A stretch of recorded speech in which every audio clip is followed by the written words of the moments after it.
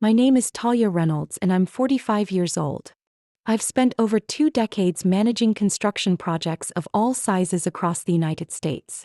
And yet, on the night of my family company's 50th anniversary in front of hundreds of guests, the person announced as the new CEO was my younger brother, Mason. A man who had never even led a crew, never completed a single project, was now receiving a standing ovation, while I stood there like a stranger. In that moment, I didn't just lose a title. I lost faith in the two people I once believed would always be on my side. Have you ever saved something that was falling apart only to be pushed aside by the very people you saved it for? If you've ever been treated unfairly, leave a comment. Like this video, subscribe to the channel and stay with me because what comes next might surprise you.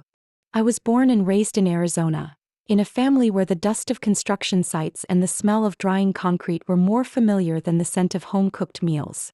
Reynolds Construction, founded by my grandfather in 1973, started as a small roofing and foundation repair shop and eventually grew into a well-known name in high-end home renovations across the Southwest. As a child, I followed my father to job sites, watched him negotiate with subcontractors, and saw him supervise workers down to the smallest details. I didn't play with dolls like other girls. I played with blueprints and collected leftover tiles like they were treasures. I once thought I'd spend my entire life here. But life isn't that simple. At 29, after earning a degree in civil engineering and a master's in project management, I left the comfort of home to see what the world outside had to offer. I applied to a major construction firm in Seattle and was quickly assigned to lead complex developments, from upscale residential neighborhoods to large-scale commercial projects. I worked relentlessly, building a reputation through skill and discipline, not because I had Reynolds printed on my business card. For 15 years, I never cut ties with my family, but the distance between us grew. Whenever I called to ask about the company, my father, Arthur, would give vague answers. Everything's fine, still running. My mother, Linda, only ever asked when I was planning to get married. Mason, 7 years younger than me, had spent those years jumping from architecture to business, quitting halfway, diving into flashy-sounding startups that never lasted more than a year. I still believed everyone had their own path to maturity. Until one October afternoon last year, I received a call from my father, his voice trembling in a way I had never heard. Talia, the company's about to collapse. I don't know what to do anymore. Can you come home and help? I sat frozen in my Seattle penthouse, staring out at the bay while blueprints for a 12-story project lay half-finished in front of me. I had never seen my father so defeated. In that moment, I knew I would return, not because he begged, but because I couldn't bear to watch Reynolds Construction, the place tied to my childhood, turn into rubble. I called my attorney, liquidated the apartment, closed my retirement accounts, and tied up everything within 10 days. Returning to Arizona on a cold winter morning, the dry chill and blinding sun made me feel like I was stepping into another reality. The office was coated in dust, the wooden floorboards creaked with every step, and the new receptionist didn't even recognize me. In the meeting room, my father looked worn and hollow, eyes avoiding mine, while my mother repeated the same old line, "You did the right thing coming home. A woman shouldn't be working that far from family for so long." With no budget for payroll, I started working as an anonymous staff member. I dug through every accounting ledger, reviewed unfinished contracts, and called up former clients to understand why they had left. The numbers on the spreadsheets were staggering. In 3 years, Mason had signed dozens of lopsided deals, overrun project budgets, and had no proper auditing in place. Several ongoing developments were fined for delays. Former clients had rated the company poorly, citing unprofessional management. When I asked Mason about it, he just shrugged. Construction is outdated. I'm exploring new directions like 3D tech, AI, that kind of stuff. I tried not to lose my temper, but what hurt most wasn't his words. It was the look in my parents' eyes. Not because they couldn't see what I was doing, but because they refused to. For the next 6 months, I threw everything I had into reviving what was left of the company's reputation. I personally reached out to respected contractors, convinced them to return even if it meant paying more. I rebuilt the quality control system, implemented real-time field management software, and restructured labor teams. I visited every job site, spoke directly with clients, and resolved complaints transparently. At first, some employees seemed skeptical. They assumed I'd just show up for appearances and disappear again. But when they saw me standing on a rooftop under 102 degrees of sun checking HVAC installations myself, they started to believe. Gary, a longtime crew lead, shook my hand after one long day and said, "Miss Reynolds, it's been a long time since we had someone who listened and worked alongside us for real." And then results started coming in. The Terra Blanca Villa renovation project was completed 2 weeks early and rated outstanding by the developer. A former client who had vowed never to return came back and signed a new contract. I thought everything was on track. I assumed if I just did my job well enough, my family would finally see my worth. But I underestimated how blinding misplaced loyalty could be. In a board meeting, I proposed expanding into the historic home restoration market in northern Arizona, a highly profitable niche. Mason scoffed. "Old stuff?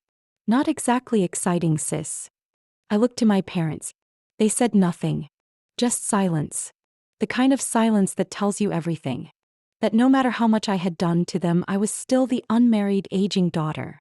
Maybe competent, but never the chosen one. Never the center. Never the one they'd truly entrust. And I began to see clearly, what I had been trying to save may have stopped existing a long time ago. Still, I hadn't walked away, not yet. Because there was something I hadn't told anyone. Something I'd quietly prepared for ever since I discovered that land my family had once sold during hard times, and that now belonged to someone else. I started by severing ties with 3 long-time but corrupt contractors. They were used to inflating materials, missing deadlines, and blaming undertrained workers. One of them, Larson Contracting, even ignored safety protocols, causing a near-fatal fall from scaffolding. I held a meeting with all of them, presented a line-by-line breakdown of contracts versus actuals, and terminated our agreements that same afternoon. They stormed out, slamming papers on the table, calling me arrogant. I stayed calm. I wasn't here to please anyone. I was here to keep the company alive. I rebuilt the crew from scratch. I tapped into the list of workers who had once partnered with my grandfather. Some had retired, but they referred their sons and nephews, saying things like, "That Talia girl, she keeps her word. She doesn't let the crew take the fall." I overhauled operations. No more stacks of messy handwritten logs, no more verbal agreements with no records. I hired a tech specialist to digitize the entire workflow, from material procurement to crew scheduling to live project tracking. Each team had tablets to report daily progress, and I could monitor everything from the control dashboard in the new office I redesigned myself, clean, bright, and free of Mason's portrait that used to hang like a constant reminder. I also shifted our market focus. While competitors raced toward high-rise new builds, I returned to what most had forgotten: historic homes. Arizona has hundreds of early 20th century Southwest-style villas, many abandoned or deteriorating.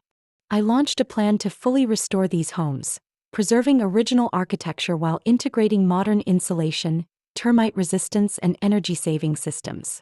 The pilot project was the Claymore Estate in Flagstaff, once owned by a prominent local judge. I redrew every detail myself, overseeing the craftsmen as they rebuilt every window frame, every decorative brick. Local media took notice.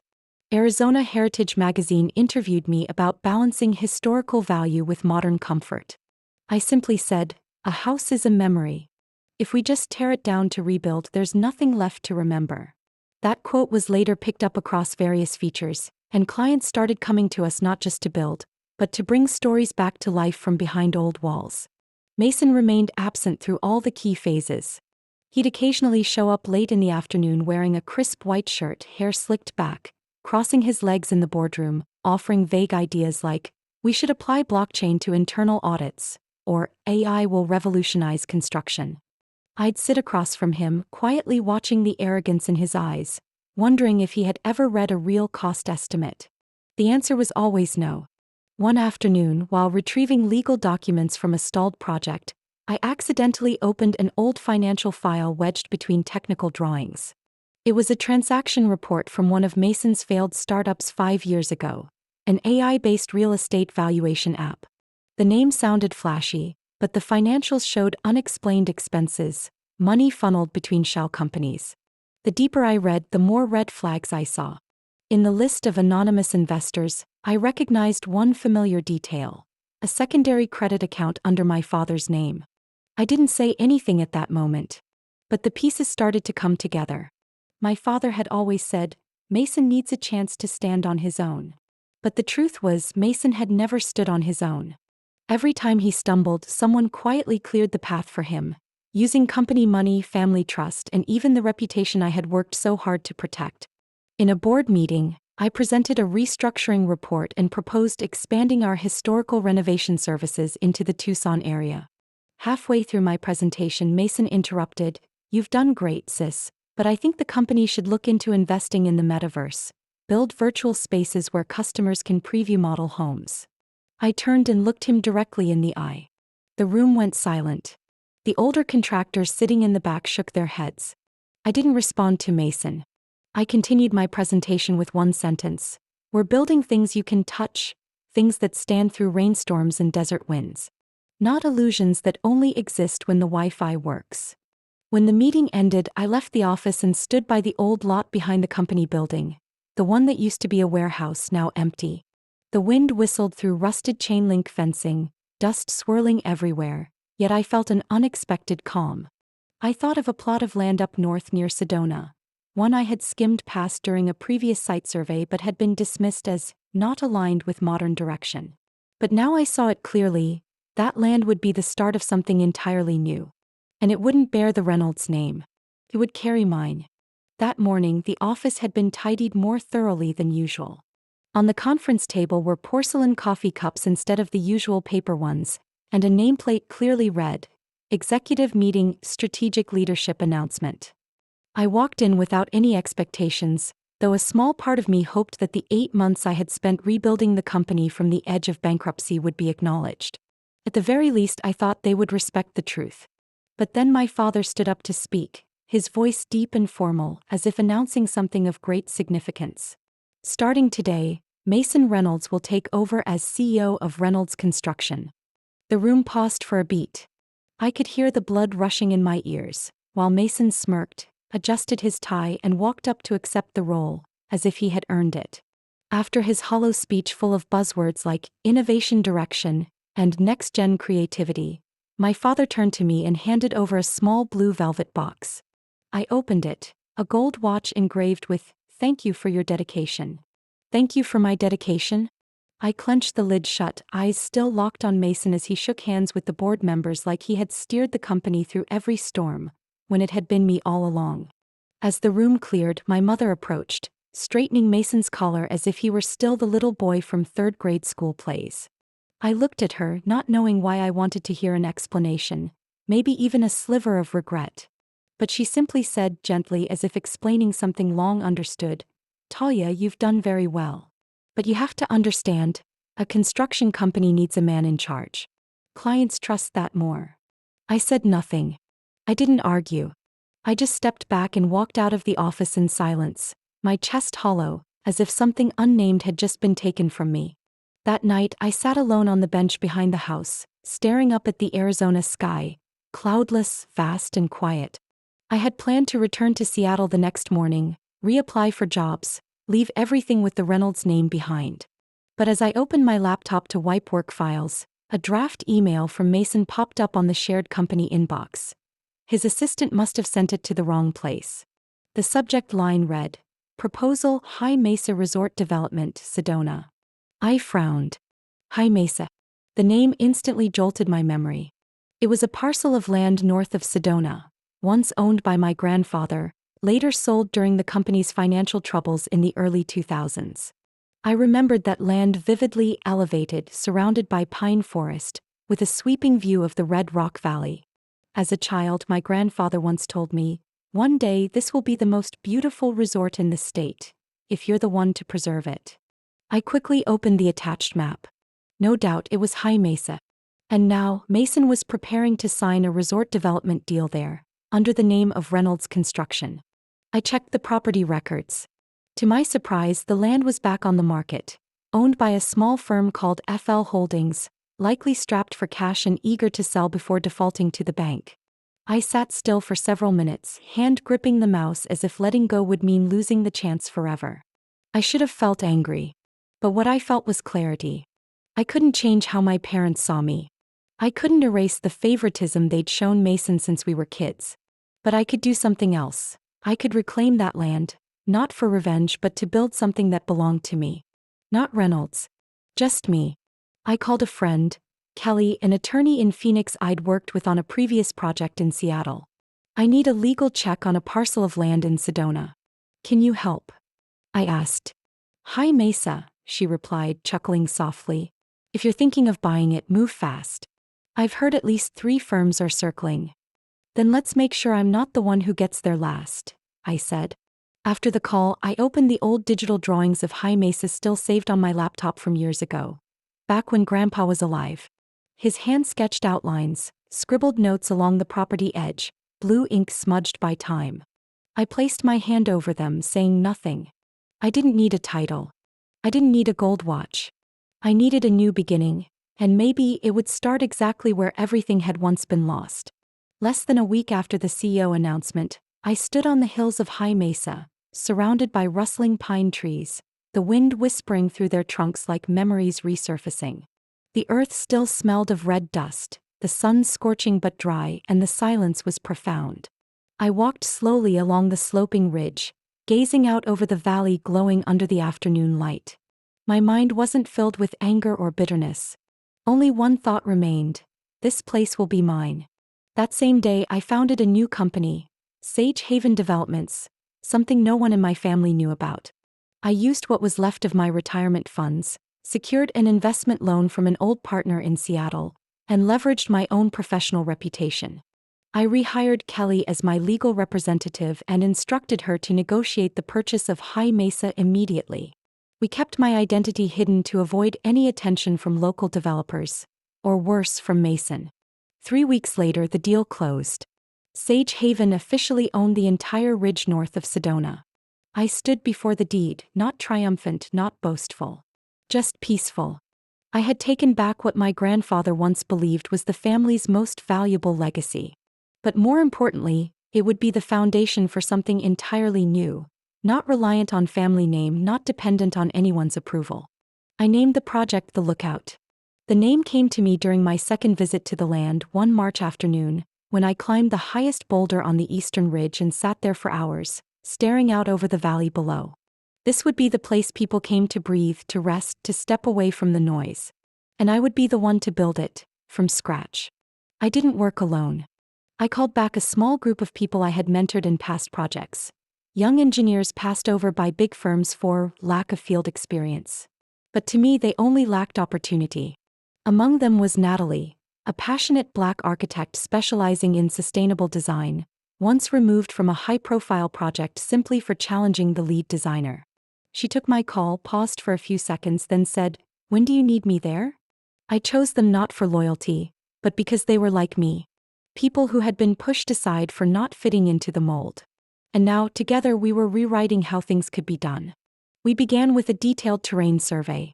No one wanted to clear forest or level the raw redstone formations.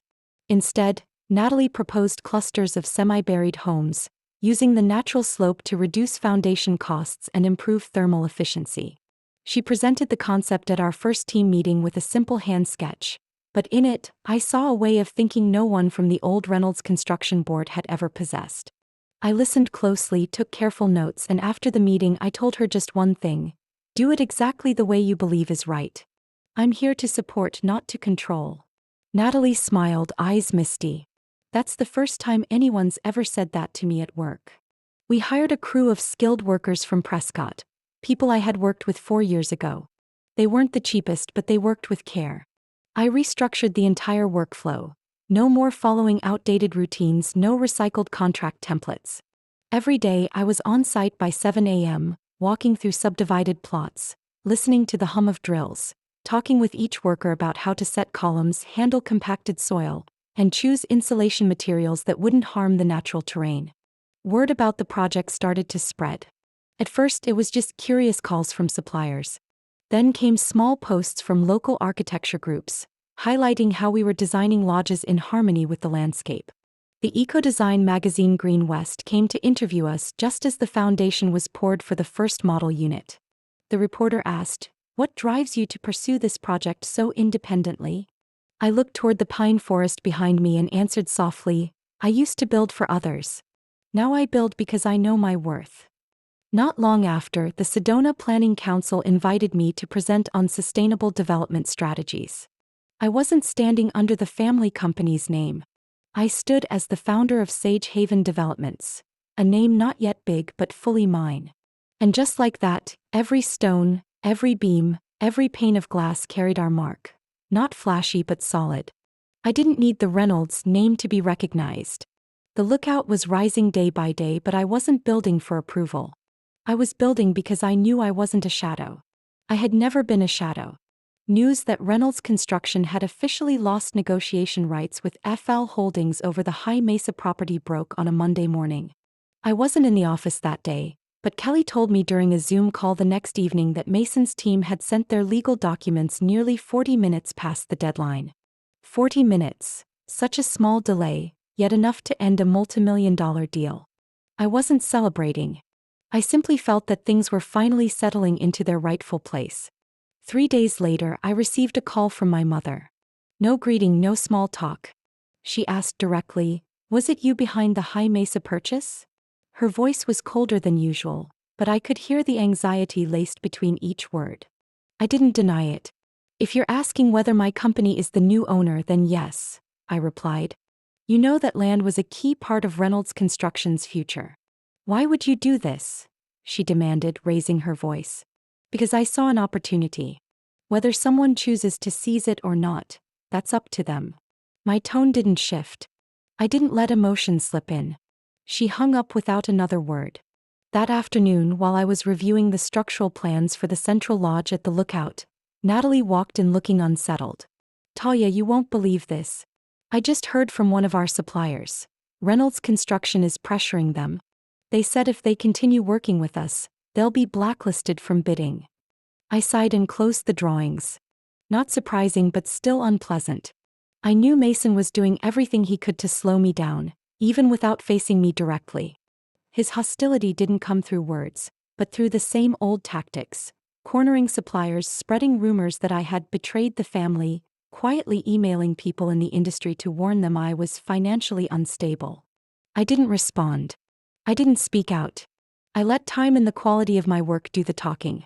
But then something happened that forced me to see things differently. While reviewing old contract files I still had access to from my time at Reynolds Construction, I stumbled across an unusual transaction: a purchase order from a supplier with no clear address, worth nearly $250,000, signed by Mason himself. The company name: Aragon Supply LLC. It didn't sound unfamiliar, but I had never encountered that supplier locally. I dug deeper. With help from Kelly and a contact in finance, I uncovered that Aragon Supply was a shell company. No employees, no physical office, just a single bank account at a small branch in Utah. The listed operator? A false identity. But all the money transfers traced back to a protected account at a private bank in Nevada. The account was opened through indirect authorization, but Kelly spotted a match. The same account code had surfaced in a financial scandal involving one of Mason's failed startups 3 years prior. I didn't bring the discovery public. Not yet. I began gathering evidence. I quietly archived every suspicious transaction from the past 8 months, and asked someone I trusted in the industry to monitor any internal transfers being approved from the company's accounting office. One afternoon, I ran into Jenny Reynolds Construction's former head accountant, who had left a few months ago citing incompatibility with the new direction. I invited her for coffee. "Is something off?" she asked after a few minutes of small talk. "I just need to know. Back when you were still there, did you ever notice strange payments, especially from new vendors?" I asked directly. Jenny was quiet for a long time. Then she nodded gently. "There were a few. I asked Mason about them, but he said they were for testing new vendor partnerships and told me not to include them in the internal audit reports." "Do you still have the original statements?" "I kept personal copies. I figured someone might ask for them someday." Her answer made me half smile, half sink inside. So many had seen the truth, but chose silence because they knew speaking up wouldn't change anything. I took the folder she offered without unnecessary words. We understood each other without needing more. That night, I sat alone in my office at the lookout. The soft yellow light cast long shadows over a table full of documents. On screen was a list of withdrawn funds. Over $720,000 taken over 8 months. Each line, a cut to the trust people still placed in a company they believed was being run by someone capable. I wasn't shocked. I just saw it all more clearly than ever before. This was no longer a family matter. This was a battle between what's right and what's convenient. Between integrity and deceit. Between a woman who had been pushed aside, and a man who had never once faced the consequences of his actions. I didn't want Mason to fall because of me. But I also wasn't willing to let others keep paying for his choices. And this time I wouldn't just watch. I would act, but not rashly. Not because I hesitated. Because I understood this. Big truths need the right time to come to light. And that time was drawing closer than ever. That afternoon, under the scorching Arizona sun beating down on red earth, the air inside my temporary office at the Lookout felt heavier than the heat outside. I was reviewing the rooftop layout for the central lodge when my assistant reported that an older woman was waiting at the site entrance, insisting on speaking with me. She said her name was Linda Reynolds. I set down my pen and walked out. My mother stood there, silk dress wrinkled by the heat, heels dusty with red soil. She didn't look composed. Her eyes weren't cold like the day I left the company. They were worried, with a trace of something I had never imagined she carried: exhaustion. "Talia," she said as I approached, "we need to talk." I said nothing, just nodded and led her to a small back room in the office, where a ceiling fan spun lazily and the scent of fresh-cut pine still lingered. She sat down, hands clasped tightly on her lap. "I didn't come to scold you," she began after a long pause. "I came because the family is on the brink. Reynolds Construction lost 3 more contracts just this past month. Mason, he's no longer in control." Kept my tone steady. "You're speaking as if I'm responsible for fixing that." "You're part of this family," she said slowly, choosing her words. "No matter what's happened, you're still blood. But what you're doing, the Lookout, the media, the attention, you're directly opposing your own family. You're destroying the legacy your father and grandfather spent half a lifetime building." I looked her in the eye. "I'm building something with my own 2 hands. And the legacy you speak of, this family destroyed it themselves when they trusted the wrong person. When they cast aside the one person who sacrificed everything for the company without even looking back." She said nothing. No denial. No defense. I continued. "You once told me I was too stubborn. But that same stubbornness is what kept Reynolds from collapsing. And when I did what none of you, Dad, Mason, even you, had the courage to do, you turn around and call it sabotage." I expected her to get angry, but instead she seemed to wilt, as if her strength had finally drained. Her voice dropped, barely steady. "I didn't realize things had gotten that bad. I didn't know. Didn't know, or didn't want to know?" I asked, my voice sharp for the first time. "All these years, you've chosen to see Mason with the eyes of a mother who coddles her son, while I've always been the one who needed to tone it down." I took that in silence. "But I'm done being quiet." She turned away, wiping at her eyes. I couldn't tell if those were real tears or just reflex. But it didn't matter anymore. Not now. Later that afternoon, after she had left, I sat back down at my desk, my mind heavy. I didn't have the luxury to fall apart. The people working alongside me every day were investing their hope in what we were building. Not for revenge, but to prove that doing the right thing was never a mistake. Just a few hours after that conversation, I received a text from an unfamiliar number. The message was simple: "You might want to see this. Not because I'm on your side, but because I once worked with the man your father respected." Attached was a PDF file. I opened it. It was a forged contract, an equipment purchase order for a project in Yuma, Arizona, but the amounts and dates didn't match reality. The signature: Mason Reynolds. The sender was Terry Hayes, a longtime mechanic who had worked on HVAC installations for the company back when my father still oversaw field operations. I called him immediately. "I haven't been in contact with anyone from the old company since I quit," he said flatly. "But after seeing you take on that project in Sedona, I figured, maybe it's time to speak up." "Terry, where did you get this copy?" I asked, trying to keep calm. "Mason asked me to sign off as material received confirmation. But when I looked at the final version, I saw my signature had been altered. I kept the real printout I signed just in case. You understand?" I did understand. I asked him to send the original and any related documentation. He agreed and added something that kept me awake that night. I once trusted Mason just like I trusted your dad. But you're the one I should have followed from the start. I sat in front of my computer late into the night staring at two versions of the same contract. One real, one forged. The final pieces of a puzzle I never wanted to finish but had no choice but to face. This wasn't just financial misconduct. It was document fraud. If discovered, the severity would be enough to trigger a federal investigation. And the name on it was my brother's. A man who had been shielded his entire life, never once held accountable. I didn't feel victorious. I felt pain. Pain because I once believed if I did well enough, they'd understand. Turns out they understood long ago. They just chose to ignore it. And now my silence wasn't grace. It was complicity in the decay growing inside what I once called home. That Thursday morning, I sent the file to Reynolds Construction's internal audit board. No warning. No lengthy message. Just a single line at the end of the email. I believe this material deserves careful review, if the company intends to preserve the reputation it built over 50 years. 2 days later, an internal investigation was launched. The audit board brought in 2 outside legal consultants. At first, news of the investigation leaked only within the company. But the following week, a headline appeared in the business section of the Arizona Business Chronicle. Reynolds Construction faces allegations of severe financial misconduct. I read the article while sitting with my design team at the Lookout, reviewing 3D renderings of the east-facing hillside lodges. The headline lit up on my phone and the room fell quiet. I didn't say a word. I turned the phone face down and kept discussing the underground water system with Natalie. I didn't comment. I didn't return calls from reporters. I didn't post a single word on social media, even though within hours, the name Talia Reynolds was trending on a statewide construction forum. People no longer referred to me as the woman pushed out of leadership, but as the one who had rebuilt everything from the ground up. My father was asked by the board to step down from his honorary chairman role, a title that was mostly symbolic, but one he had held for nearly 20 years. I heard he didn't argue. He simply stood, signed the papers, and left the room without a word. Deep down, maybe he knew this had gone too far.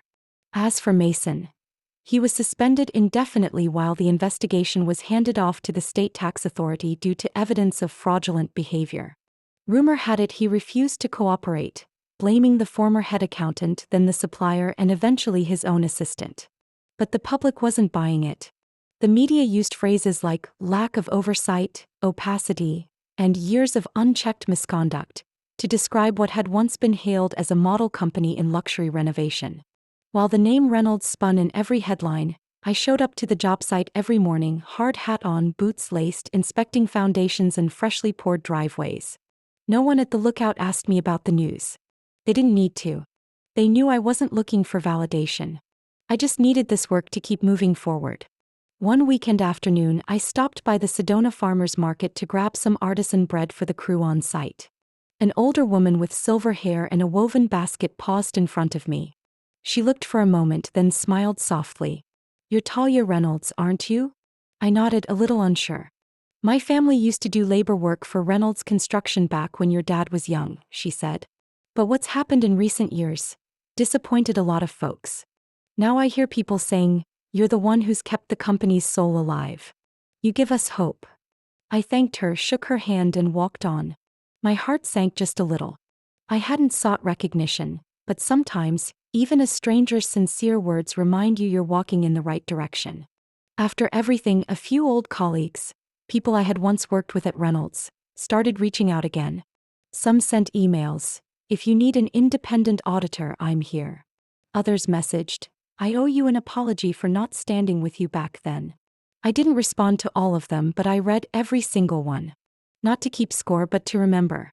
Sage Haven Developments, a name once unfamiliar, was now starting to appear on trusted business lists across the Southwest. A construction conference in Phoenix invited me to speak during a panel on women in leadership after the pandemic. I declined. I didn't want to turn everything happening into a symbolic victory story. I just wanted to keep doing the work I had chosen. I wasn't triumphant. I wasn't proud in the traditional sense. But I felt calmer than I had in years. Everything I once clung to, the family name, my parents' approval, a title at a company I helped revive, had collapsed naturally under the weight of truth. And I wasn't the one who brought it down. I was simply the only one who refused to keep holding up a roof already caving in. The community didn't need to speak for me. From headlines to town chatter, from short articles to conversations among small-time contractors, the name Talia had started to mean something else. No longer the overly ambitious daughter, no longer the sister who tried to control things, but the one who stood up when everything was in ruins and not only stood, but rebuilt. Brick by brick. Foundation by foundation. Person by person. That night, the Grand Horizon Hotel in downtown Phoenix glowed with warm amber light, hosting the annual Arizona Sustainable Building Council Awards. I sat at table 8, surrounded by colleagues and loyal partners, my hand resting lightly on a glass of water, knowing I'd have to speak if things went as expected. When the MC read the nominees for Outstanding Statewide Sustainable Project, the whole room seemed to hold its breath. The Lookout was named last, accompanied by a brief but powerful description. A project redefining the concept of eco-luxury retreats, integrating community values, local materials, and deep respect for natural surroundings. And then, as the envelope was opened, I heard my own name announced. The winner, The Lookout, a project by Sage Haven Developments, founded and led by Talia Reynolds. The applause was thunderous. I stood up. Not hurried. Not rushed.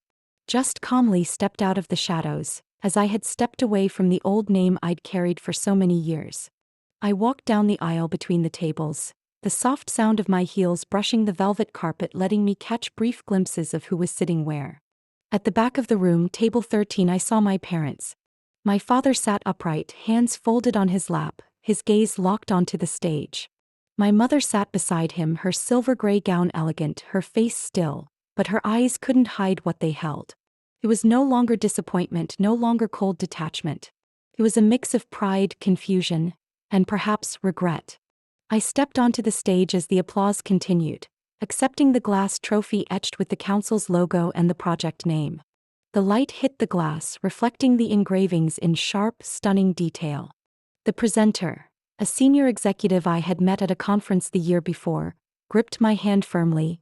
You didn't just build a project. You redefined how things are done. Standing at the microphone, I looked out at the room filled with people from the industry. Some I had worked with, some who once doubted me, and many unfamiliar faces now listening closely. I didn't give a flowery speech or recount my journey. I simply spoke from the heart. We started the Lookout with a piece of land that many thought had no potential, and with a team of people once dismissed as not fitting the old mold.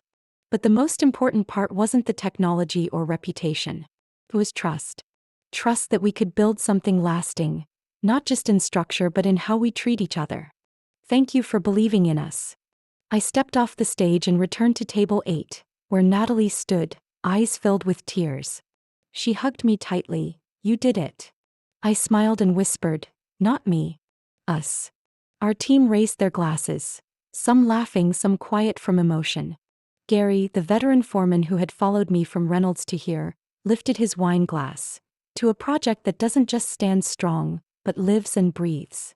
I raised my glass, my eyes sweeping across the room, pausing once more at my parents' table. They were still there. My father hadn't taken his eyes off me. My mother had her head bowed, dabbing the corner of her eye with a white handkerchief. I didn't approach them. I didn't need them to rush over and embrace me or offer apologies. I hadn't done any of this to be forgiven. I did it to be free. And in that moment, surrounded by laughter and heartfelt joy from the people I trusted and who trusted me, I felt that freedom more clearly than ever. We left the ballroom late that night, the soft yellow glow of the streetlights casting warm light across the stone-paved walkway. The night breeze was just chilly enough to make me pull my shawl tighter, but inside I felt strangely warm. I looked at my team chatting excitedly about expansion plans for the eco-spa wing of the Lookout, then at the trophy Gary was still holding like it was something precious. I spoke quietly as if reminding myself, we didn't just build a project. We rebuilt trust. That morning I woke earlier than usual. Gentle sunlight streamed through the curtains in the small room behind the main office at the Lookout. I didn't turn on the lights, just sat in the armchair by the window, a warm cup of coffee in hand, the scent mingling with the aroma of pine drifting in from outside. A sense of peace, simple yet profound, held me still for a long while. When I stepped out into the hallway, a young front desk associate handed me an envelope. "Someone left this for you early this morning. No name on it, but I think you'll want to see it," she said with a soft smile, placing it in my hand. I recognized the handwriting instantly. My father's. Still neat, slanting slightly to the right as if he had always tried to keep everything in line. I opened it right there, leaning on the wooden railing still warm with morning dew. The letter wasn't long. Just a few lines written in bold blue ink. "Talia, you did what I couldn't, stepped out from the shadow of the past. I used to think preserving tradition meant clinging to names, appearances. But now I see that true tradition is what we leave behind through how we live, treat others, and do our work. Your mother and I, we got many things wrong. But the one thing I now know we got right is that you've always been right to believe in yourself." I read it 3 times. I didn't cry. I didn't smile. But something in my chest softened. For the first time, not through avoidance, not through silence, but in his own clear words, my father had acknowledged it. Not that I had won, but that I had walked through what an entire generation couldn't face.